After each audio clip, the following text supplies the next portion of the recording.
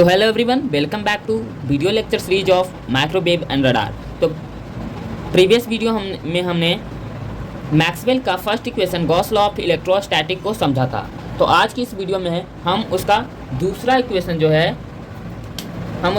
Equation है Gauss law of electromagnetism को समझेंगे। तो अगर आपने प्रीवियस वीडियो को नहीं देखा है तो उसको ज़रूर देख लीजिएगा, क्योंकि एग्जाम में हमारे मैक्सवेल इक्वेशन का कोई भी क्वेश्चन पूछा जा सकता है कि फर्स्ट इक्वेशन को समझाइए, गॉस लॉ ऑफ इलेक्ट्रोस्टैटिक को समझाइए, गॉस लॉ ऑफ मैग्नेटिज्म को समझाइए। ठीक है, सेकेंड लॉ को, है ना, मैक्सवेल का जो सेकेंड लॉ है गॉस लॉ ऑफ इलेक्ट्रोमैग्नेटिज्म, उसको समझाइए। ठीक है, तो इस तरह से क्वेश्चन आते हैं, इसीलिए आप प्रीवियस वीडियो ज़रूर देखिएगा। अभी ना प्रीवियस वीडियो देखिए, आपको ये सब समझने में बहुत दिक्कत होने वाली है। ठीक है, ऐसे तो हम बता देंगे कि कौन सा क्या यूज कर रहे हैं हम। ठीक है, यदि आप थोड़ा बहुत भी उसके बारे में पढ़े होंगे तो आसानी से समझ में आएगा, ऐसे थोड़ा सा डिफिकल्ट होगा, एक दो बार में आपको समझ में आएगा। ठीक है, तो प्रीवियस वीडियो में देख लीजिए, क्योंकि हमने ईएम थ्योरी का कॉन्सेप्ट भी प्रीवियस वीडियो में ही बताया है, जो इसके लिए बहुत ही ज़रूरी है। ठीक है, तो गॉस लॉ ऑफ इलेक्ट्रोमैग्नेटिज्म क्या कहता है, पहले ये समझेंगे कि हमारा गॉस लॉ ऑफ इलेक्ट्रोमैग्नेटिज्म क्या है।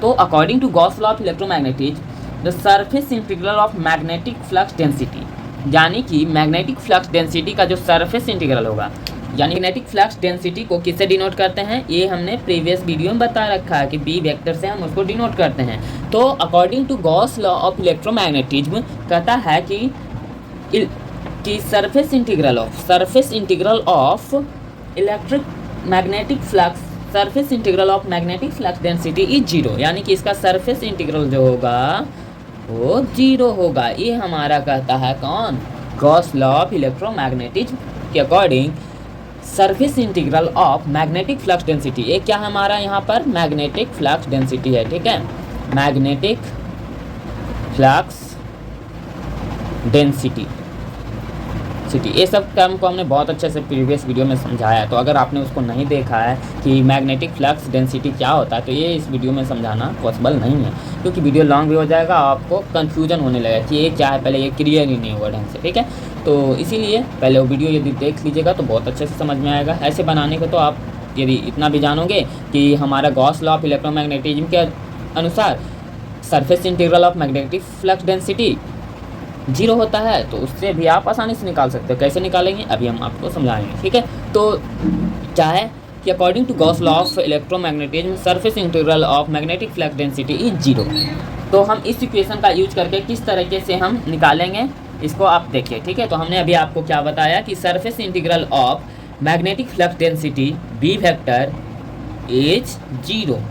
तो अब हम यहाँ से क्या करेंगे कि हमारा जो है गॉस लॉ ऑफ इलेक्ट्रोमैग्नेटिज्म का जो इक्वेशन है हमारा, divergence of B vector is equal to zero, वो कैसे आएगा। ठीक है, तो ये भी आ जाएगा, बहुत आसान है, जैसे वो आया वो भी ये भी आएगा, है ना, सब आया है। गॉस लॉ ऑफ इलेक्ट्रोस्टैटिक आया तो मैग्नेटिक को भी हम लेके आएंगे। तो इसमें क्या है, इसका मेन फोकस, इसका मेन जो है हमने उसको पकड़ लिया कि surface integral of magnetic flux density is zero. Then हम इसको सॉल्व करेंगे किस तरीके से, ये समझिए। तो यहाँ क्या है हमारा सरफेस इंटीग्रल, यहाँ क्या है, जीरो है। तो अब हम क्या करेंगे कि इस सरफेस इंटीग्रल को, जो सरफेस इंटीग्रल है उसको ऐसे ही रहने देंगे। ठीक है, surface integral of magnetic flux is equal to, यहाँ जीरो है तो इसको अगर हम वॉल्यूम इंटीग्रल में चेंज करें तो क्या बात कुछ बनेगी, जरूर बनेगी। ठीक है, कि हमने उसमें भी किया था, एक को सरफेस इंटीग्रल तो दूसरे को वॉल्यूम इंटीग्रल में चेंज किया था, यही तरीका इसमें भी अपनाएंगे। ठीक है, तो मान लीजिए हमारा इक्वेशन 1 है और ये इक्वेशन 2 बना दिया हमने। ठीक है, एक को वॉल्यूम इंटीग्रल में चेंज करने से। ठीक है, अब according to Gauss divergence law, इसमें भी गॉस डाइवर्जेंस लॉ लगाएंगे, बिकॉज गॉस डाइवर्जेंस लॉ क्या करता है, सरफेस इंटीग्रल को वॉल्यूम इंटीग्रल में चेंज कर देता है। तो यहाँ से हम इस सरफेस इंटीग्रल को हम क्या करेंगे, वॉल्यूम इंटीग्रल में चेंज कर देंगे by using Gauss divergence law. ठीक है, तो गॉस डाइवर्जेंस लॉ का यूज करके इस सरफेस इंटीग्रल को हम वॉल्यूम इंटीग्रल में चेंज करेंगे तो क्या हो जाएगा, del dot B vector D V. ठीक है, ये वॉल्यूम इंटीग्रल में चेंज हो गया। तो अब दोनों सेम हो गया ना, लेफ्ट हैंड साइड को भी हमने वॉल्यूम इंटीग्रल में चेंज कर दिया, राइट को भी हमने चेंज कर दिया था।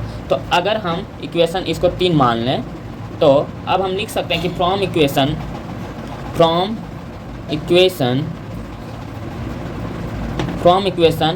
2 and 3 से क्या कर सकते हैं हम कि वॉल्यूम इंटीग्रल ऑफ डेल, ठीक है, इसको सही से लिखते हैं। Volume integral of del dot B vector D V is equal to volume integral of 0 dv। दोनों का वॉल्यूम इंटीग्रल में ही चेंज कर दिए। तो अब हम इसका वॉल्यूम इंटीग्रल निकालेंगे तो क्या हो जाएगा, divergence of B vector is equal to 0। कितना आसान है, बहुत आसान है, ये तो ऐसे ही आ गया है ना। तो इसी तरह से हम सिर्फ एक पॉइंट को यदि याद रखते हैं तो आसानी से हमारा गॉस लॉ ऑफ इलेक्ट्रोमैग्नेटिज्म का जो फॉर्मूला है divergence of B is equal to 0 वो आ जाता है। ठीक है, तो इस तरह से हम इसका डेरिवेशन करते हैं बहुत ही आसान तरीके से। तो यही है हमारा Gauss law of electromagnetism. I hope आपको बहुत आसानी से समझ में आया होगा। कुछ नहीं है, सिर्फ इसका डिफिनेशन याद रखना कि इसके अकॉर्डिंग हम करते क्या हैं। तो इसके अकॉर्डिंग क्या होता है, surface integral of magnetic flux density है ना, यहाँ पर surface integral of magnetic flux density is 0 होता है। ठीक है, तो सरफेस इंटीग्रल